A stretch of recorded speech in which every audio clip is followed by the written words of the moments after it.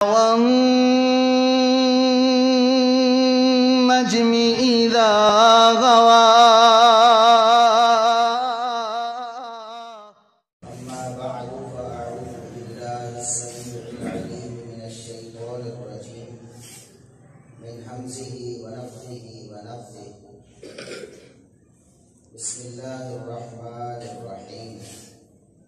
والسابقون الأولون من المهاجرين والأنصار والذين اتبعوهم بإحسان رضي الله عنهم ورضوا عنه.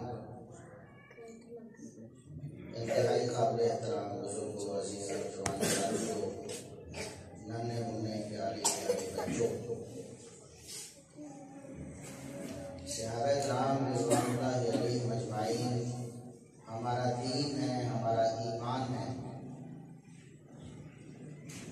بلکہ وہی قرآن ہے، وہی حدیث ہے۔ صحابہ کرام نہ ہوتے یا نعوذ باللہ مشکوک ہستیاں ہوتی، نہ ہمارے پاس قرآن محفوظ ہوتا، نہ نبی کریم صلی اللہ علیہ وسلم کی حدیث محفوظ ہوتی، کیونکہ یہ تو ہمیں صحابہ کرام سے سب کچھ ملا ہے۔ قرآن بھی صحابہ کرام سے ملا، حدیث بھی صحابہ کرام سے ملا۔ آپ کے علاقے میں جہلم شہر کے ایک انجینئر محمد علی مرزا صاحب، انہوں نے روافظ کی ایجنٹی کی، روافظ کے ایجنٹ بن کر قرآن و سنت کا انکار کیا، اجماع امت کا انکار کیا، اہل سنت کے اتفاقی عقیدے کا انکار کیا، اور صحابہ کرام کی گستاخی اور توہین کرنا اپنا پیشہ بنا لیا۔ کیونکہ اس پیشے کو اپنانے سے شہرت بھی ملتی ہے، مال بھی ملتا ہے، دولت بھی ملتی ہے۔ روافظ آج کے دور میں بہت زیادہ مضبوط اپنے آپ کو سمجھتے ہیں، اور اگر کوئی شخص اہل سنت کے علاقے میں منافقت کرتے ہوئے ان سے ملتا ہے تو اس کو بہت زیادہ پروٹوکول دیتے ہیں۔ اسی پروٹوکول کو انجوائے کر رہے ہیں مرزا محمد علی انجینئر صاحب۔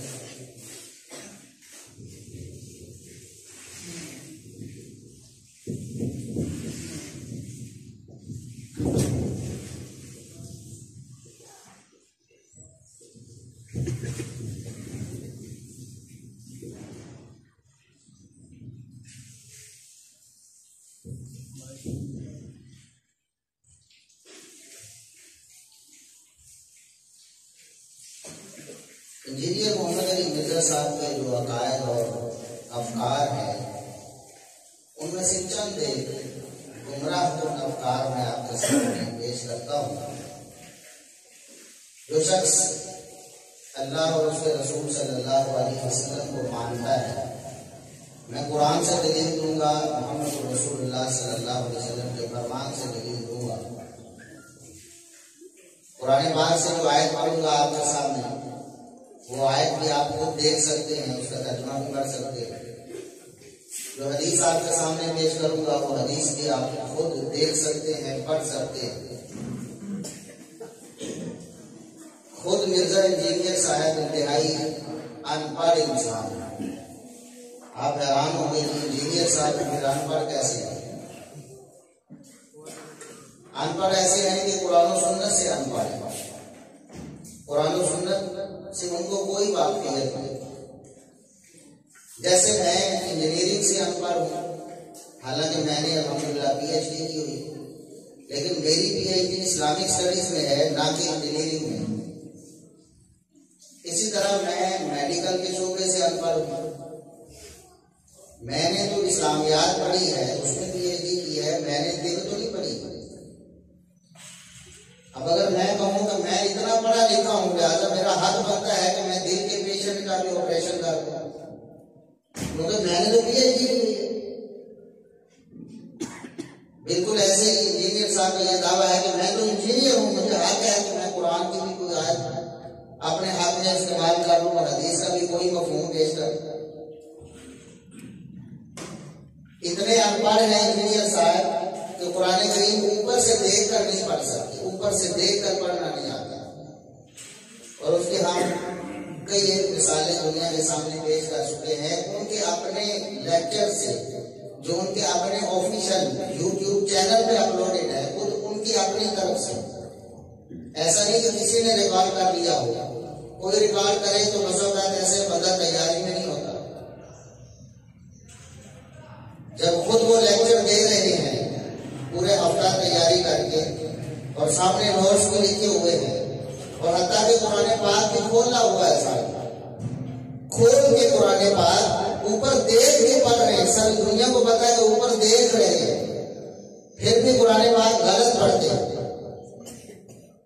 اور ہم نے تو اللہ کے فضل سے انہیں یہ چیلنج دیا ہے کہ اگر وہ قرآن پاک کا ایک رکوع اوپر دیکھ کے صحیح پڑھ دیں، ہمارے سامنے بیٹھے ہم انہیں بتائیں کہ انجینئر صاحب یہ رکوع آپ نے پڑھنا ہے، قرآن پاک کھول کے سامنے رکھیں اور وہ ایک رکوع بغیر غلطی کے پڑھ دیں، ہم ان کے ہاتھ میں بیعت کرنے کے لیے تیار ہیں۔ کیسی بات ہے، کوئی چھوٹی سی بات ہے، ایک رکوع پڑھنا ہے وہ بھی اوپر دیکھ کر بغیر غلطی کے بغیر اٹکے، اگر وہ پڑھ دیں تو ہم ان کے ہاتھ میں بیعت کرنے کے لیے تیار ہیں، لیکن انشاءاللہ قیامت تک وہ ایسا کر سکتے جب تک صحابہ کی عداوت سے وہ باز نہیں آتے، جب تک رافضیت کے راستے پہ گامزن ہیں، قرآن پاک کا ایک رکوع اوپر سے دیکھ کے بھی بغیر غلطی کے نہیں پڑھ سکتے، جو ہمارا چیلنج ہے، اور وہ اتنے ان پڑھ ہیں کہ قرآن پاک کی کسی ایک آیت کا ترجمہ نہیں کر سکتے، اور ہم نے ایسی مثالیں بھی پیش کی ہیں کہ قرآن پاک ترجمے والا سامنے رکھا ہوا، ترجمے والا قرآن پاک سامنے رکھا ہوا، اوپر دیکھ کے ترجمہ کرنا پھر بھی غلط، تو ایسا ان پڑھ شخص اس کو کیا حق ہے کہ وہ قرآن و سنت کے معاملات میں اپنی ٹانگ اڑائے؟ دیکھیں میں نے انجینئرنگ نہیں پڑھی تو مجھے کوئی حق نہیں کہ میں کسی عمارت کا نقشہ بنانے بیٹھوں، میں کسی پل کا نقشہ بناؤں، یا ماہر انجینئر بنائے تو میں کہوں گا تم نے غلط کیا ہے، میں تمہیں بتاتا ہوں کہ نقشہ کیسے بناتے ہیں، مجھے کوئی حق نہیں۔ اسی طرح جو آدمی قرآن و سنت سے ان پڑھ ہے، قرآن پاک پڑھ نہیں سکتا، کسی آیت کا ترجمہ نہیں کر سکتا، کسی حدیث کا ترجمہ نہیں کر سکتا، اسے کس نے یہ حق دے دیا کہ وہ علماء کو چیلنج کرے کہ آؤ میں تم سب کی غلطیاں نکالتا ہوں، قرآن کی غلط کہہ رہا، قرآن تمہیں کس نے بتایا کہ غلط کہہ رہا، تم تو خود بتا رہے، تمہیں پتہ ہی نہیں،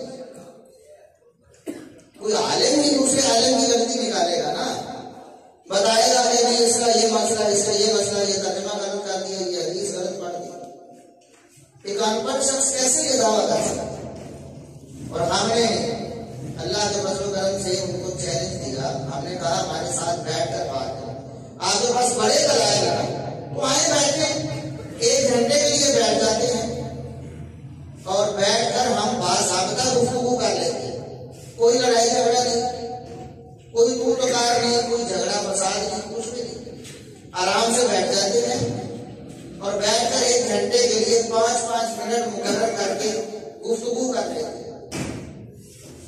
اس میں 6 دفعہ آپ کی باری ہوگی، 6 دفعہ ہماری باری ہوگی، آپ اپنے دلائل پیش کریں، ہم اپنے دلائل پیش کر دیں گے، ساری دنیا کے سامنے دودھ کا دودھ اور پانی کا پانی ہو جائے گا، لیکن وہ اس بات پر بھی راضی نہیں ہوتے۔ جو نئے نئے بھگت بنے ہوتے ہیں، نئے نئے فالوورز ہوتے ہیں، بڑا جوش جذبہ ہوتا ہے، کئی لوگ جو آپ انجینئر صاحب سے بات کیوں نہیں کرتے، ہم نے کہا کہ آپ بات کروا دو، ہم آپ کو 1 لاکھ روپیہ انعام دینے کے لیے تیار ہیں، آپ کو صرف اس کوشش کریں کہ انجینئر صاحب کے ساتھ ہمیں بٹھا کے لائیو ڈیبیٹ کروا دیں۔ انجینئر صاحب نہیں مانے، پھر ایک بزرگ تھے، میں جیلم میں تھا، تو فضیلت الشیخ حافظ عبدالحمید عامر صاحب وہ تشریف فرما کے وہ کہتے 1 لاکھ میرا شامل کر لیں، 2 لاکھ کر کے ہو سکتا ہے 2 لاکھ کی وجہ سے کوئی بندہ جو ہے انجینئر صاحب کو مجبور کر کے تیار کر نہیں مانا، 5 لاکھ تک پہنچا، 10 لاکھ تک پہنچا، 12 لاکھ تک پہنچ گیا یہ چیلنج۔ یہ 12 لاکھ صرف اس شخص کو ملنا ہے جو کوشش کر کے انجینئر صاحب کو 1 گھنٹے کے لیے ہمارے ساتھ ڈیبیٹ پر راضی کرنا۔ آپ اندازہ کرتے ہیں 12 لاکھ بھی جس کو چیلنج ہو گیا ہے وہ 1 گھنٹہ سامنے نہیں بیٹھ سکتا، اس کی علمی اوقات کیا ہوگا؟ اب ہم آپ کے سامنے انجینئر صاحب کے چند ایک نظریات رکھتے ہیں اور قرآن و سنت کی روشنی میں فیصلہ آپ کو کرنے دیتے ہیں کہ آپ فیصلہ کریں کیا انجینئر صاحب کے یہ نظریات کسی مسلمان کے نظریات ہو سکتے ہیں؟ جو قرآن اور حدیث کو ماننے والا ہے، جو اللہ اور اس کے رسول کو ماننے والا ہے، کیا اس کا یہ نظریہ ہو سکتا ہے جو انجینئر صاحب نے اپنایا ہوا ہے؟ تو چلے شروع کرتے ہیں۔ پہلا نظریہ انجینئر صاحب کا، نمبر 1، انجینئر صاحب کہتے ہیں کہ سارے صحابہ سے اللہ راضی کوئی نہیں ہوا۔ وہ کہتے ہیں سنی ایسے ہی کہتے رہتے ہیں کہ اللہ راضی ہو گیا، اللہ راضی ہو گیا، سارے صحابہ سے کب اللہ راضی ہوا ہے؟ بڑی مشکل سے وہ 1400 کے قریب جو صحابہ ہیں بیعت رضوان والے، ان کے بارے میں مجبوری میں مان گئے ہیں، حالانکہ ان کے جو استاد صاحب تھے اسحاق جعفری صاحب، اسحاق جعفری رافضی صاحب، دشمن صحابہ، وہ کہتے تھے کہ ان سے بھی کوئی نہیں اللہ راضی۔ سورہ الفتح میں جو اللہ رب العزت نے فرمایا نا رضی اللہ عنہم ورضوا عنہ، انجینئر صاحب کے گرو صاحب استاد صاحب کہتے ہیں کہ یہ تو عارضی بات تھی، اس موقع پہ اللہ راضی ہوا تھا، ہمیشہ ہمیشہ کے لیے تھوڑا ہوا تھا۔ انجینئر صاحب تھوڑا سا پیچھے ہٹے ہیں، وہ کہتے ہیں کہ ان 1400 سے تو اللہ راضی ہو گیا ہے۔ تو چلے باقی صحابہ کے بارے میں بھی آیت ہم پیش کر دیتے ہیں۔ 1400 کے بارے میں تو آپ نے مان لیا، باقیوں کے بارے میں ہم آیت پیش کر دیتے، اور اس سے پہلے ہم بتاتے کہ ان 1400 میں مغیرہ بن شعبہ رضی اللہ عنہ بھی موجود تھے۔ بیعت رضوان والے صحابہ میں مغیرہ بن شعبہ رضی اللہ عنہ بھی شامل تھے، جن کے بارے میں انجینئر صاحب کہتے کہ میرا دل صاف نہیں ہے، میرا دل ان کے بارے میں صاف کہتا ہم میرے دل میں رنج ہے ان کے بارے میں۔ آپ اندازہ کریں، جس کو اللہ کہتا ہے کہ میں اس سے راضی ہو گیا، وہ مجھ سے راضی ہو گیا، اور انجینئر صاحب بھی مانتے ہیں کہ ان 1400 سے تو اللہ راضی ہو گیا ہے، اور ان میں مغیرہ بن شعبہ بھی موجود ہے، صحیح بخاری میں، لیکن انجینئر صاحب پھر بھی کہتے میں راضی، جس سے اللہ راضی ہو گیا اس سے جو شخص راضی نہیں ہوتا وہ ہے وہ اللہ سے راضی۔ اب معلوم ہو گیا انجینئر صاحب کا عقیدہ کیا ہے کہ جس سے اللہ راضی میں اس سے ناراض۔ کیا کسی مسلمان کا یہ نظریہ ہو سکتا ہے؟ ہرگز نہیں ہو سکتا۔ یہ دعوت فکر ہے اگر انجینئر صاحب کا کوئی ڈسا ہوا یہاں موجود ہے، انجینئر صاحب کا فالوور یا پیروکار، یا ہماری ویڈیو بعض ریکارڈ ہو کر یوٹیوب پہ اپلوڈ ہوگی، کوئی سنے گا انشاءاللہ، تو وہ اپنے دل پر ہاتھ رکھ کر یہ فیصلہ کرے کہ جس سے اللہ راضی ہو گیا میرا اس میں راضی ہونا فرض ہے یا نہیں۔ اگر کوئی شخص کہتا ہے کہ نہیں میں تو اس سے راضی نہیں، میرے دل میں رنج ہے، میرا دل صاف نہیں ہوتا اس کے بارے میں، اس کا مطلب ہے اس کا دل اللہ کے بارے میں صاف نہیں ہے۔ ایک بات۔ دوسری بات یہ ہے کہ سورہ توبہ کی آیت نمبر 100 ہے، سورہ توبہ سورہ نمبر 9 ہے اور آیت نمبر 100 ہے۔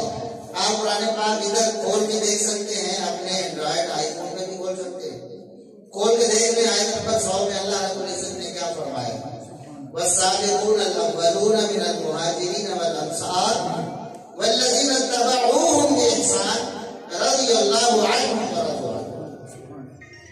ایک تو ہے السابقون الاولون، پہلے اسلام لانے والے، مہاجرین میں سے بھی اور انصار میں سے بھی، پہلے جو اسلام لائے وہ بھی، اور والذین اتبعوہم بإحسان، اور جو ان کے بعد ایمان لائے، جنہوں نے بعد میں احسان کے ساتھ ان کی پیروی کی ہے، بعد میں ایمان لانے والے صحابہ رضی اللہ عنہم ورضوا عنہ، اللہ ان سے راضی ہو گیا، وہ اللہ سے راضی ہو گیا، سب صحابہ سے اللہ راضی ہو گیا ہے۔ یہ سورہ توبہ کی آیت نمبر 100 ہے، واضح طور پر دو ٹوٹل بات میں بتا رہی ہے کہ سب صحابہ سے میں راضی ہو گیا ہوں، سب صحابہ مجھ سے راضی ہو گیا۔ تو انجینئر صاحب نے یہ نظریہ کہ سب صحابہ سے اللہ راضی نہیں ہوا، یہ بھی قرآن و سنت کے خلاف ہے، اور انجینئر صاحب کا یہ نظریہ کہ کچھ صحابہ کے بارے میں میرے دل میں میل ہے، رنج ہے، میرا دل صاف نہیں ہے. اور ان میں بیت رضوان والے صحابہ بھی شامل ہیں جن کے بارے میں خود مانتے ہیں کہ اللہ راضی ہو چکا ہے. ان کے بارے میں بھی اپنے دل میں میل رکھتے ہیں. انجینئر صاحب کا یہ نظریہ بھی باطل اور قرآن و سنت کے سراسر خلاف. تیسرا نظریہ انجینئر صاحب کا کہ سب صحابہ جنتی نہیں. کہتے سب صحابہ جنتی نہیں، یعنی پہلے ہی پہل جاتے ہی جنت میں نہیں داخل ہو جائیں گے. وہ تو کچھ صحابہ ہوں گے، باقی صحابہ جہنم کے پھیرے لیں گے. رسول اللہ جہنم میں عذاب سہیں گے پھر جنت میں آئے گا. کہتے ہیں کہ سب صحابہ کو جنت کی بشارت نہیں ملی ہے. تو آئیے قرآن پاک پڑھتے ہیں. سورہ حدید ہے، آیت نمبر 10 ہے. سورہ نمبر 57 نمبر سورت ہے، آیت نمبر 10 ہے. اللہ رب العزت نے ارشاد فرمایا لا یستوی منکم من انفق من قبل الفتح وقاتل اولئک اعظم درجة من الذین انفقوا من بعد وقاتلوا وکلا وعد اللہ الحسنى. فرمایا کہ جو فتح سے پہلے مسلمان ہوئے ہیں، فتح سے پہلے مال خرچ کیا ہے، فتح سے پہلے قربانیاں دی ہیں، ان کا مقام ڈیفینیٹلی زیادہ ہے. جو فتح کے بعد مسلمان ہو کر جہاد فی سبیل اللہ کرتے ہیں، مال خرچ کرتے ہیں، ان کا مقام ان کے مقابلے میں تو کم ہے. لیکن وَكُلٌّ وَعَدَ اللَّهُ الْحُسْنَىٰ، اللہ رب العزت نے سب کو جنت کا وعدہ دیا. کوئی فتح سے پہلے مسلمان ہوا یا فتح کے بعد مسلمان ہوا، اللہ کیا فرماتا ہے وَكُلٌّ وَعَدَ اللَّهُ الْحُسْنَىٰ، اللہ نے سب کو جنت کا وعدہ دے دیا ہے. سارے کے سارے جنتی ہیں. تو قرآن کریم کی اس آیت کے بھی مخالف ہے انجینئر صاحب. اللہ فرماتا ہے کہ سارے صحابہ جنتی ہیں، سب کو میں نے جنت کا ٹکٹ دے دیا. یہ کہتے ہیں کہ نہیں، سب کو اللہ نے جنت کوئی نہیں دی. نعوذ باللہ نعوذ باللہ. اسی طرح انجینئر صاحب کہتے ہیں کہ صحابہ کرام جو ہے وہ قرآن پاک زبانی پڑھتے تھے نا، کیونکہ سب کے پاس تو لکھا ہوا نہیں تھا. صحابہ کرام زبانی قرآن پڑھتے تھے. آج کے دور میں جو اوپر دیکھ کر قرآن پڑھتا ہے اس کو صحابہ سے زیادہ ثواب ملتا ہے. سمجھ کے بات آپ نہیں. جو صحابہ کرام زبانی قرآن پڑھتے تھے، ظاہر ہے سارے زبانی پڑھتے تھے، کسی کے پاس ہی لکھا ہوا تھا، اکثر تو زبانی پڑھتے تھے، ان کو ثواب کم ملتا تھا. آج کے دور میں جو لوگ اوپر دیکھ کر موبائل سے قرآن پڑھتے ہیں نا، ان کو ثواب زیادہ ملتا ہے. مرزا صاحب کا یہ نظریہ بھی قرآن و سنت کے سراسر خلاف ہے. قرآن و سنت کے سراسر خلاف ہے. قرآن کریم کی آیات کی ہے کہ اللہ رب العزت نے صحابہ کے ایمان کو معیار قرار دیا ہے. بعد والے لوگ جو ہیں، بلکہ صحابہ کے دور میں بھی جو لوگ مسلمان ہونا چاہتے ہیں صحابہ جیسا ایمان لے کے آئے. اگر وہ صحابہ جیسا ایمان نہیں لاتے تو ان کا ایمان مردود ہے، اللہ کے یہاں قابل قبول نہیں ہے. جن کے ایمان کو اللہ معیار قرار دے رہا ہے ان کو کہتے ہیں کہ ثواب کم ملتا ہے. آج 14ویں صدی کے لوگوں کو ثواب زیادہ ملتا ہے. دوسری بات یہ ہے کہ نبی کریم صلی اللہ علیہ وسلم نے، یہ صحیح بخاری کی حدیث ہے، آپ صلی اللہ 3650 نمبر 3650 نمبر صحیح بخاری میں آپ صلی اللہ علیہ وسلم نے فرمایا کہ خیر امتی قرنی ثم الذین یلونہم ثم الذین یلونہم، میری امت میں سے سب سے بہترین لوگ میرے زمانے کے لوگ ہیں، یعنی صحابہ کرام. میری امت میں سب سے بہترین لوگ کون ہیں؟ کس اعتبار سے؟ کس اعتبار سے؟ کہ جسم کے اعتبار سے، مال کے اعتبار سے، کس اعتبار سے؟ دین کے اعتبار سے، ثواب کے اعتبار سے، ایمان کے اعتبار سے. سب سے بہترین کون ہے؟ یہ کہتے ہیں انہیں ثواب تھوڑا ملتا ہے. آج کے دور میں قرآن موبائل پر دیکھ کے پڑھے اس کا ثواب زیادہ ملتا ہے. اور بتاؤ جس کو ثواب زیادہ ملتا ہے بہتر وہ ہوا یا جس کو کام ملتا ہے وہ؟ اور جتنا تو اللہ کا نیک بندہ ہوگا اس کو نیکی پر زیادہ اجر ملے گا نا. اور دوسری بات یہ ہے کہ مصنف ابن ابی شیبہ میں، امام ابن ابی شیبہ نے سیدنا عبداللہ عبداللہ بن عمر رضی اللہ عنہما کا ایک قول جو مرفوع حکمی ہے، یعنی انہوں نے بول کر تو نبی پاک صلی اللہ علیہ وسلم سے منسوب نہیں کیا، لیکن حقیقت میں نبی پاک صلی اللہ علیہ وسلم ہی کی تعلیم ہے، جس کو مرفوع حکمی کہتے ہیں کہ یہ نبی پاک کی ہی تعلیم ہے، تو صحابی نے بیان کرتی ہے، بس بیان کرتے ہوئے نبی پاک کا نام نہیں لیا۔ 32,415 نمبر روایت ہے مصنف ابن ابی شیبہ۔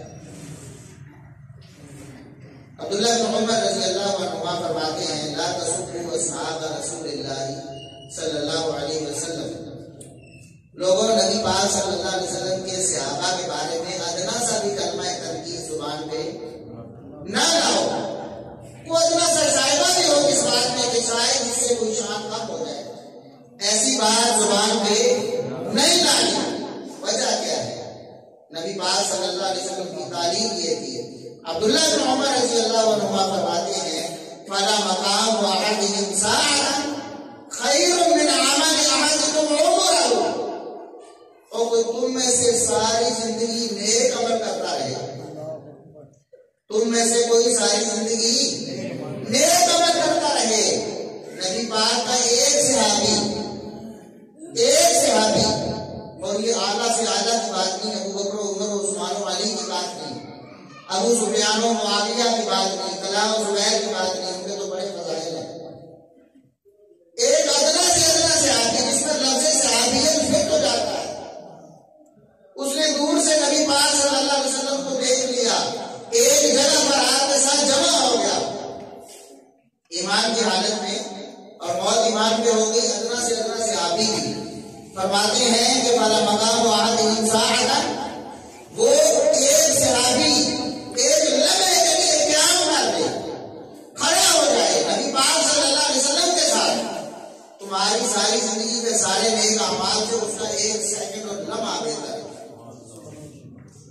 آپ بتائیں کہ نبی کے صحابہ کو زیادہ ثواب ملتا ہے یا آج کے قرآن پڑھنے والے کو؟ بتائیں نا آپ۔ اور جو شخص یہ کہتا ہے، اور میں یہاں پر آپ کو تھوڑی اور وضاحت کر دوں آپ کے ذہن کو تھوڑا اور وسیع کرنے کے لیے کہ یہ بات عبداللہ بن عمر جب فرما رہے تھے مخاطبین کون تھے اور صحابہ کے علاوہ کون تھے جو سامنے بیٹھے تھے جن کو صحابہ کی عظمت سکھا رہے تھے؟ تابعین تھے نا۔ یہ تابعین کون ہے؟ نبی پاک نے فرمایا کہ اس امت میں سب سے بہترین زمانہ صحابہ کا، صحابہ کے بعد سب سے بہترین زمانہ کس کا؟ تابعین کا۔ یہ وہ تابعین مخاطب ہے، ان تابعین کے مقابلے میں عبداللہ بن عمر فرماتے ہیں نبی پاک کی تعلیم یہ ہے کہ ان تابعین کی ساری زندگی کی عبادت ایک طرف، کسی ادنا سے ادنا صحابی کی ایک لمحے کے لیے نبی پاک کے ساتھ کھڑے ہونے کی سعادت ایک طرف، مقابلہ نہیں ہو سکتا۔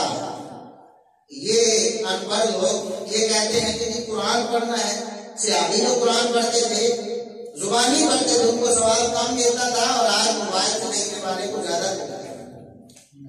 کتنے یہ لوگ ظالم ہیں، کتنا ظلم ڈھاتے ہیں اپنے نفسوں پر بھی، انسانوں پر بھی، مسلمانوں پر بھی، قرآن و سنت پر بھی، اور اہل سنت پر بھی کتنا ظلم ڈھاتے ہیں۔ نبی کریم صلی اللہ علیہ وسلم صحابہ کو کہتے ہیں میرے صحابی قرآن پڑھو، یہ صحیح بخاری میں ہے کتاب التفسیر میں۔ عبداللہ بن ابی بن کعب رضی اللہ عنہ، عبداللہ بن ابی تو بدبخت منافق تھا، ابی بن کعب رضی اللہ عنہ نبی کریم صلی اللہ علیہ وسلم کے بڑے پیارے صحابی ہیں۔ آپ ایک دن فرماتے ہیں ابی قرآن پڑھو، قرآن پڑھو، میں قرآن سننا چاہتا ہوں۔ اللہ کے رسول صلی اللہ علیہ وسلم سے عرض کرتے ہیں اللہ کے رسول علیہ اقرأ، میں آپ پر قرآن پڑھوں، علیہ انزل، قرآن تو آپ پر نازل ہوا ہے تو کیا میں پڑھوں؟ نبی کریم صلی اللہ علیہ وسلم فرماتے ہیں ہاں وہی پڑھو۔ پوچھتے ہیں اللہ کے رسول کیا اللہ نے میرا نام لیا ہے؟ کیا اللہ نے میرا نام لے کر کہا ہے کہ ابی سے قرآن سنو؟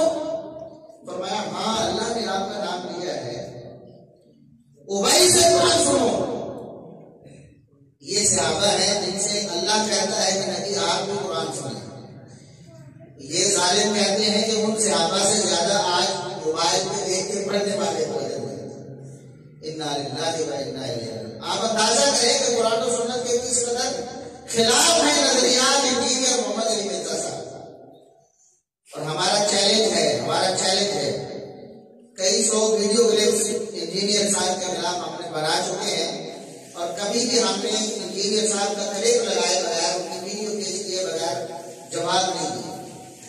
ہمیشہ لوگوں کو پہلے دکھاتے ہیں کہ اپنے کانوں سے سنو، آنکھوں سے دیکھو کہ انجینئر صاحب کیا کہہ رہے ہیں۔ جب آپ کو یقین ہو جائے کہ واقعی کہا ہے تو آپ اس کا جواب قرآن و سنت کی روشنی میں سنیں۔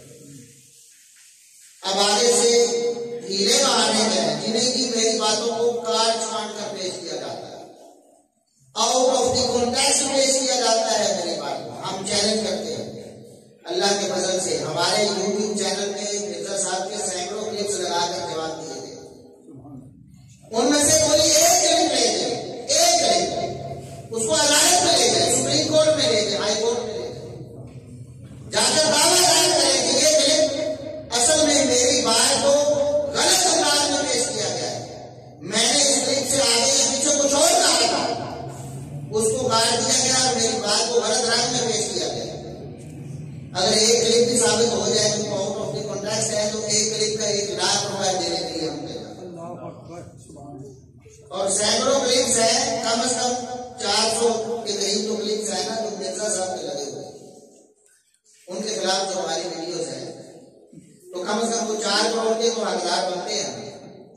تو محنت کریں، کوشش کریں، لوگوں کو بھی پتا چلے کہ یہ تو جھوٹ بولتے ہیں مرزا صاحب کا۔ ایک کلپ بھی ایسا جو آؤٹ آف دی کانٹیکسٹ ہو تو 1,00,000 روپے انعام دے دیں، یہ تو بہانا ہے۔ اب دیکھیں کہ ہم نے 5 منٹ کی ویڈیو بنانی ہے، اس میں ہم نے بتانا ہے کہ مرزا صاحب نے یہ بات کی ہے اور اس کا جواب دینا ہے۔ اب دیکھیں 4-5 باتوں کا تو جواب دے چکا ہوں نا، میں اتنی دیر میں۔ اب اس کی وجہ کہ ہم وہاں 2 گھنٹے کا لیکچر مرزا صاحب کا سنائے لوگوں کو، بھائی 2 گھنٹے کا سن کے دیکھو کہ کیا یہ بات اور ان کی تو سائنس نہیں، اور کتاب میں اقتباس نقل کرتے ہیں تو ساری کتاب کو نقل نہیں کی جاتی نا، حوالہ ہی دیا جاتا نا۔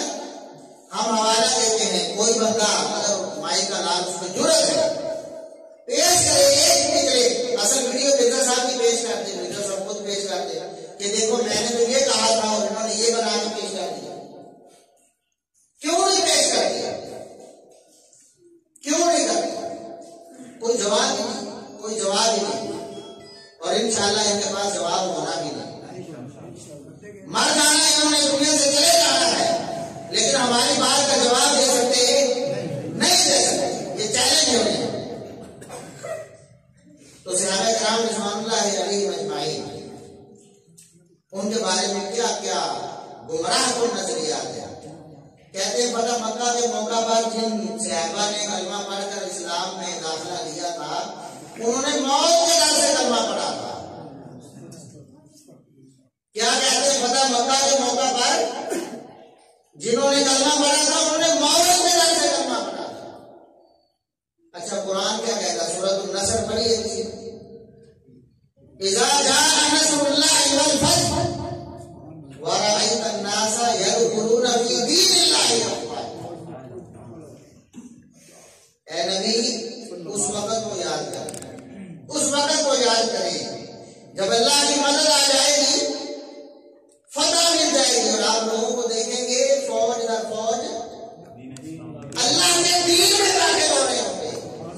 اللہ فرماتا ہے فتح مکہ کے موقع پر صحابہ کرام میرے دین میں داخل ہوئے۔ یہ کیا کہتے ہیں کہ موت کے ڈر سے کلمہ پڑھا، جو موت کے ڈر سے کلمہ پڑھے وہ کون ہوتا ہے؟ اور منافق ہوتا ہے نا، وہ تو دل سے کلمہ پڑھ ہی نہیں رہا۔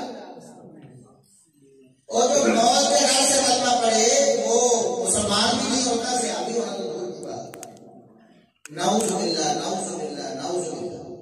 قرآن کہتا ہے کہ اللہ کے دین میں داخل ہوئے، مرزا صاحب کیا کہتے ہیں؟ موت کے ڈر سے کلمہ پڑھا۔ اچھا آج کے جو راضی ہیں وہ ابو بکر و عمر عثمان رضی اللہ عنہ پر تبرہ کرتے ہیں، سنا نا آپ نے ان کو مسلمان بھی نہیں مانتے، نعوذ باللہ کافر منافق کہتے ہیں۔ ان کے بارے میں بات ہوتی تو مرزا صاحب کہتے ہیں ان کے کلمے کا احترام کرنا ضروری ہے، اور اوپر سے کلمہ پڑھتے ہیں نا لا الہ الا اللہ محمد رسول اللہ، تو کہتے ہیں ان کے کلمے کا احترام کرنا ہے، ان کو مسلمان سمجھنا ہے۔ لیکن اتنے ظالم ہیں صحابہ کے کلمے کا احترام کرتے؟ ان کے اچھا صحابہ کے کلمے کے بارے میں کہنا کہ موت کے ڈر سے پڑھ رہا تھا، یہ کلمے کا احترام ہے؟ اور آپ کی نماز کو کہے کہ آپ نے تو فلانے چودھری صاحب کی حیبت کی وجہ سے، ان کے ڈر کی وجہ سے نماز پڑھی ہے، تو بتائیں آپ کی نماز کا احترام ہوا؟ اگر وہ کہے کہ آپ نے صدقہ دیا ہے تو فلاں چودھری صاحب کے ڈر سے دیا ہے، تو کیا یہ آپ کے صدقے کا احترام ہے؟ صحابہ کے کلمے کا احترام یہ ہے کہ ان کے کلمے کو خلوص سے دل سے مانا جائے کہ انہوں نے جب کلمہ پڑھا تو اللہ کو راضی کرنے کے لیے پڑھا، انہوں نے کلمہ پڑھا تو خلوص سے دل سے پڑھا۔ تو یہ انجینئر صاحب کہتے ہیں کہ ان صحابہ کرام نے تو موت کے ڈر سے کلمہ پڑھا۔ نعوذ باللہ نعوذ باللہ۔ قرآن کیا کہتا ہے کہ وہ تو اللہ کے دین میں داخل ہے، وہ تو اللہ کے دین میں داخل ہو گئی۔ کتنے واضح طور پر قرآن و سنت کے خلاف کر دیا۔ ایسے شخص کی عقل پر افسوس ہے، ایسے شخص کے دین پر افسوس ہے۔ وہ کس دین کا پیروکار ہے؟ دیکھ رہا ہے قرآن و سنت کے صحیح خلاف۔ مرزا صاحب نظریات رکھتے ہیں رافضیوں کو خوش رکھنے کے لیے، اور پھر بھی وہ کہتے ہیں کہ انجینئر صاحب تو ایسے، انجینئر صاحب ایسے۔ اچھا جی، اب آتے ہیں، اب یہ عمومی بات ہوئی صحابہ کرام کے بارے میں۔ خلیفہ اول، خلیفہ راشد سیدنا ابوبکر صدیق رضی اللہ عنہ، سارے مسلمانوں کا اس بات پر اتفاق، میں مسلمانوں کی بات کر رہا ہوں، منہ منوں کی بات میں نہیں کر رہا۔ بات سمجھ رہے ہیں آپ کے؟ نہیں سمجھ رہے؟ میں مسلمانوں کی بات کر رہا ہوں۔ ہر مسلمان کا یہ اعتقاد ہے کہ نبی اکرم صلی اللہ علیہ وسلم کے بعد سب سے افضل اور سب سے اعلیٰ اور سب سے نیک اور سب سے متقی کون ہے؟ ابوبکر صدیق رضی اللہ عنہ۔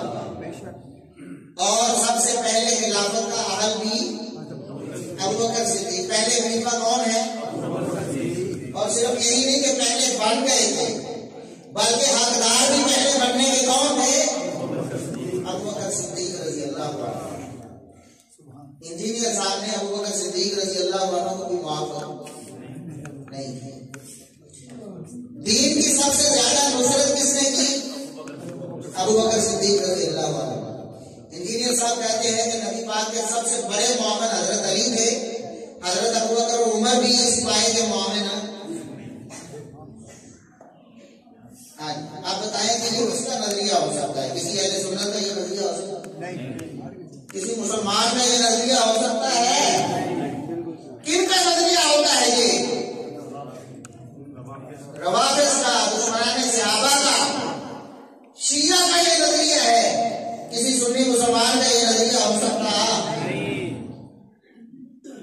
جبکہ نبی پاک صلی اللہ علیہ وسلم کا واضح فرمان بھی موجود ہے، نبی پاک صلی اللہ علیہ وسلم کا واضح فرمان بھی موجود ہے۔ صحیح بخاری اٹھائے 3904 نمبر، 3904 نمبر حدیث ہے۔ نبی اکرم صلی اللہ علیہ وسلم نے اپنی زبانی فرمایا، فرمایا ان من امن الناس علیہ فی صحبتی مالی ابا بکر۔ لوگوں سن لو، ساری کائنات سے بڑھ کر اپنے مال کے اعتبار سے، اپنے ساتھ کے اعتبار سے کسی نے میرا تعاون کیا ہے تو وہ کون ہے؟ نبی پاک کیا فرماتے ہیں؟ میرے دین کی نصرت سب سے بڑھ کے ابوبکر نے کی ہے۔ اور انجینئر صاحب کیا کہتے ہیں؟ حضرت علی نے کی ہے۔ انجینئر صاحب کیا کہتے ہیں؟ حضرت علی نے کی ہے۔ اب آپ نے اللہ اور اس کے رسول کی ماننی ہے کہ انجینئر صاحب؟ اللہ کے رسول صلی اللہ علیہ وسلم کے ذریعے وہی بولتے تھے نا، وما ينطق عن الهوى ان هو الا وحی یوحی۔ آپ صلی اللہ علیہ وسلم تو اللہ کی وحی سے بولتے تھے، اللہ نے اپنے نبی پر وحی فرمائی، اور نبی پاک صلی اللہ علیہ وسلم نے امت کو بتا دیا کہ میرے اوپر، اور آپ صلی اللہ علیہ وسلم کی ذات پر نہیں کرتے تھے نا، وہ دین اسلام کی وجہ سے تھا، میرے اوپر اپنی صحبت کے ساتھ اور اپنے مال کے ساتھ سب سے زیادہ احسان کیے ہیں تو ابوبکر نے کیے۔ بات سمجھیے، تو سب سے زیادہ احسان اسلام پر کس کے ہیں؟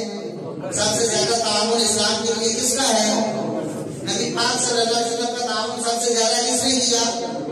اور انجینئر صاحب کیا کہتے ہیں؟ حضرت علی نے کیا رضی اللہ عنہ۔ سیدنا علی رضی اللہ عنہ کے احسانات اور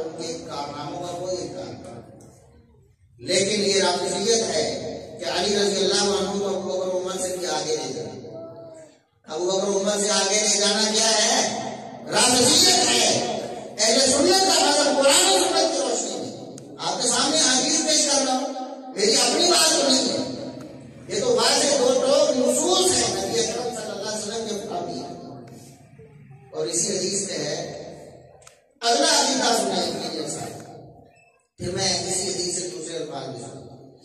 اگلا عقیدہ یہ ہے کہ اسلامی روح کے مطابق اور اسلامی شریعت کے مطابق جو خلافت ہے وہ صرف حضرت علی رضی اللہ عنہ.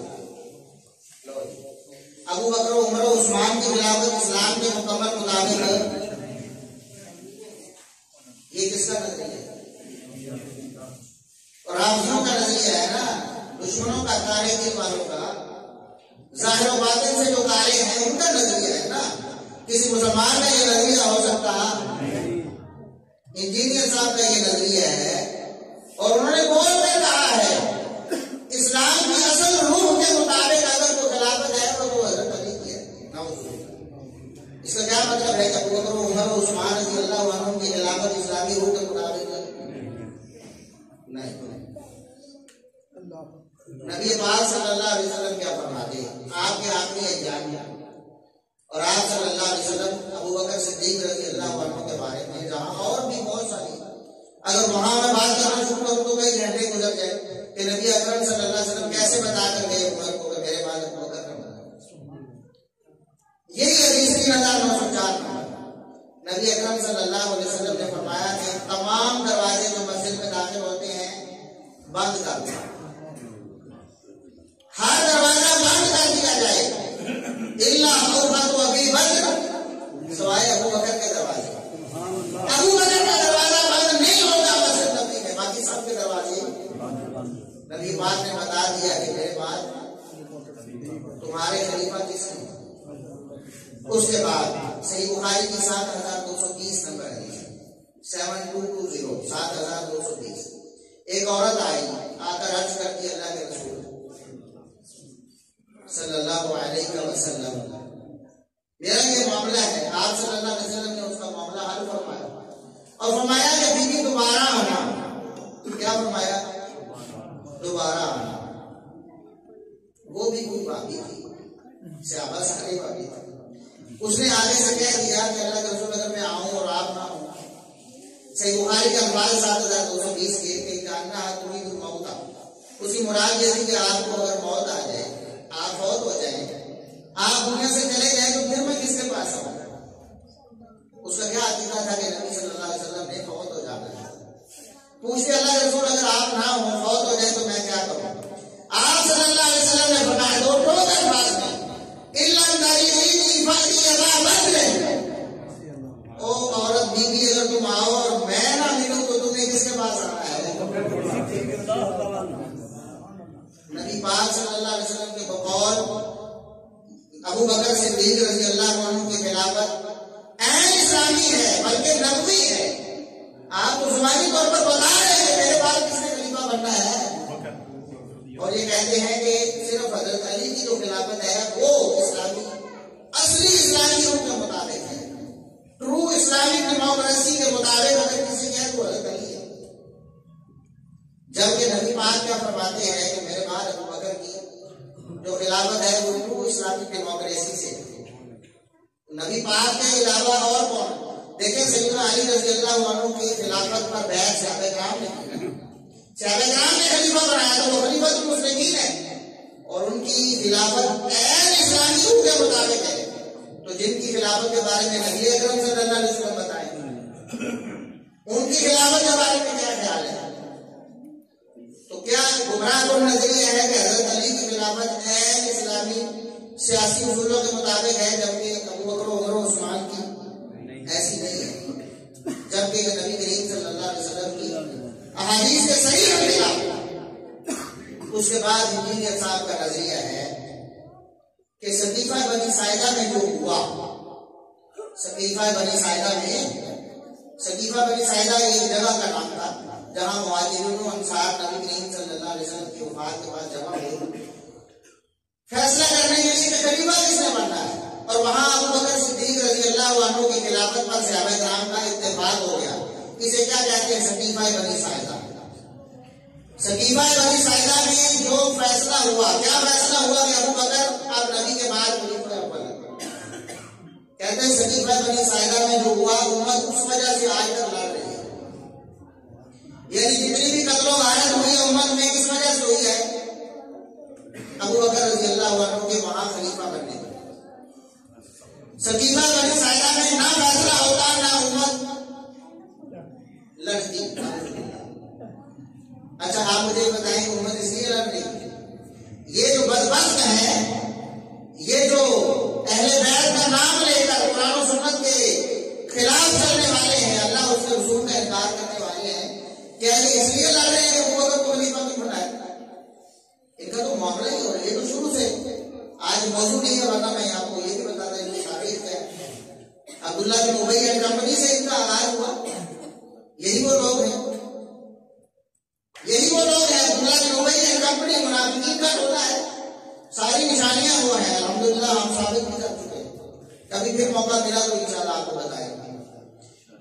تو یہ کیا کہتے ہیں کہ سقیفہ بنی ساعدہ میں جو ہوا اس کی وجہ سے امت میں پھوٹ پڑی، اور کہتے ہیں کہ اگر آج ابو بکر زندہ ہونا تو اس فیصلے پر خون کے آنسو ہوئے. نعوذ باللہ.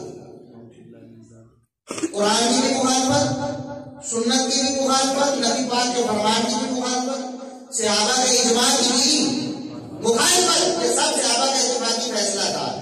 اور مزے کی بات ہے، ایک اور حدیث سنا دیتا ہوں. صحیح بخاری میں بھی ہے، صحیح مسلم میں بھی ہے. صحیح مسلم میں اس کا نمبر ہے 6181 6181 نمبر. یہ وہ نمبر ہے جو مرزا صاحب عموماً استعمال کرتے ہیں. تو لوگوں نے سمجھ لیا شاید یہی انٹرنیشنل نمبرنگ ہے. یہ انٹرنیشنل نمبرنگ نہیں ہے، یہ اسلام 360 کی نمبرنگ ہے.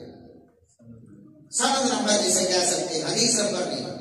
سند نمبر ہم بھی آپ کی سہولت کے لیے بتاتے ہیں تاکہ آپ اسلام 360 سے فوراً سرچ کر کے نکال سکیں. 6181 نمبر حدیث ہے. 6181. سیدہ عائشہ صدیقہ رضی اللہ عنہا وہ روایت کرتی ہیں کہ نبی کریم صلی اللہ علیہ وسلم اپنے آخری مرض میں جب آپ بیمار ہوئے، اس کے بعد فوت ہو گئے، آخری دنوں میں کے مہمان ہیں، آخری لمحات ہیں، اور آپ صلی اللہ علیہ وسلم فرماتے ہیں عائشہ گو دے گی ابا بکر ابا کی وفات کہ عائشہ میرے پاس اپنے والد ابو بکر کو اور اپنے بھائی عبد الرحمن بن ابی بکر کو بلاؤ. فإنی أريد أن أكتب كتابا، میں چاہتا ہوں کہ ایک کتاب لکھ جاؤں. میں چاہتا ہوں کہ لکھ کے کچھ دے جاؤں. کیوں؟ فإنی أخاف أن يتمنى متمن أو يقول قائل أنا أولى. مجھے اس بات کا ڈر ہے کہ میرے بعد کوئی طمع کرنے والا خلافت کا طمع نہ کرنے لگے. کسی کے دل میں یہ خیال نہ آ جائے، تو یہ کہہ نہ دے کہ میرا زیادہ حق بنتا ہے، مجھے تو خلافت. بات سمجھ آتی ہے؟ اور یہی وہ بات ہے کہ حضرت عمر نے روک دیا. نبی پاک لکھنا چاہتے تھے تو انہوں نے لکھنے سے روک دیا. یہ لکھنا تھا، یہ لکھنا تھا. نبی پاک کیا فرماتے ہیں؟ مجھے ڈر ہے کہ کل کو کوئی کھڑا ہو کر میرے بعد یہ دعویٰ نہ کر دے کہ میرا حق بنتا ہے، اس لیے میں لکھ کے دینا چاہتا ہوں. میں کیا کرنا چاہتا ہوں؟ لکھ کے دینا چاہتا ہوں. پھر آپ نے فرمایا عائشہ رہنے دو. کیا فرمایا؟ عائشہ رہنے دو. میں نے ارادہ کیا تھا کہ لکھ دوں، لیکن اللہ نے مجھے یقین دہانی کروا دی ہے. کیا؟ صحیح مسلم کے 6181 نمبر حدیث کے الفاظ ہیں. کیا الفاظ ہیں؟ یا اللہ والمؤمنون الا ابا بکر. اللہ نے بھی ابو بکر کے علاوہ کسی کو پسند کرنا، اور مومنوں نے بھی ابو بکر کے علاوہ کسی کو پسند کرنا. نبی کے بعد پہلے خلیفہ ابو بکر ہیں. اللہ کی یہ پسند ہے، مومنوں کو یہ پسند ہے. اور بتاؤ، اللہ تو فرما رہا ہے اپنے نبی کو، نبی پاک صلی اللہ علیہ وسلم امت کو بتا رہے ہیں کہ میرے بعد اللہ نے ابو بکر کو پسند کر لیا ہے، اور مومنوں نے بھی میرے بعد ابو بکر کو ہی پسند کرنا ہے. بات سمجھیے گا. جو ابو بکر کو نبی کے بعد پسند کرتا ہے پہلا خلیفہ وہ کیا ہے؟ مومن. نبی پاک فرماتے ہیں وَيَأْبَى اللَّهُ وَالْمُؤْمِنُونَ إِلَّا أَبَا بَكْرٍ. ابو بکر کے علاوہ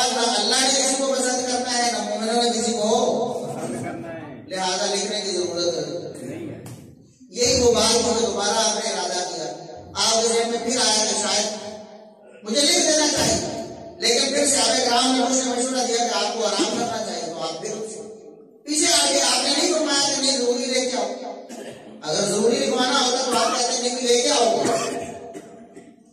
اچھا جی، ابو بکر رضی اللہ عنہ کے بارے میں لکھنا تھا، آپ نے بتا دیا کہ چلو بول کر بتا دیا۔ اگر علی رضی اللہ عنہ کے بارے میں لکھنا تھا اور عمر رضی اللہ عنہ نے نعوذ باللہ روک دیا، حالانکہ انہوں نے کسی کو نہیں کہا، ایک مشورہ دیا ہے کہ نبی پاک تکلیف میں ہے، آپ کو اور تکلیف میں کیا مبتلا کرنا ہے؟ آپ صلی اللہ علیہ وسلم پر دین تو سارا اتر چکا ہے قرآن و سنت کی وجہ سے، آپ نے ساری زندگی ہمیں تبلیغ کی ہے، تو آج ہم کوئی ناجائز ضد مان لیں کہ پھر کہیں نہیں ہمیں لکھ کر دو، پھر ہمیں پتا ہے آپ کے ہر فرمان پر ہم عمل کریں، آپ کو لکھنے کی تکلیف نہیں دے، اور نبی پاک صلی اللہ علیہ وسلم نے بھی اس تجویز کو پسند فرما دی، اس لیے آپ نے دوبارہ حکم نہیں دیا۔ اچھا، اگر عمر رضی اللہ عنہ کو روک دیا تھا تو سیدنا علی کہاں تھے؟ سیدنا علی رضی اللہ عنہ یقیناً موجود ہے نا وہاں پر، وہ کیوں نہ کاغذ قلم لے آئے؟ اس سے کیا معلوم ہوتا ہے کہ سیدنا علی رضی اللہ عنہ کا موقف بھی وہی تھا جو سیدنا عمر رضی اللہ عنہ کا تھا، اور آپ کو صحیح مسلم کی 601 نمبر حدیث سے پتہ چل گیا کہ نبی پاک جو لکھنا چاہتے تھے یا لکھوانا چاہتے تھے وہ کیا تھا، کیا لکھوانا چاہتے تھے کہ میرے بعد ابو بکر خلیفہ ہے، پھر فرمایا کہ لکھنے کی ضرورت ہی نہیں ہے، اللہ نے بھی ابو بکر کے علاوہ کسی کو پسند نہیں کرنا، مومنوں نے بھی ابو بکر کے علاوہ کسی کو پسند نہیں، تو ابو بکر اللہ کی بھی پسند ہے اور مومنوں کی بھی۔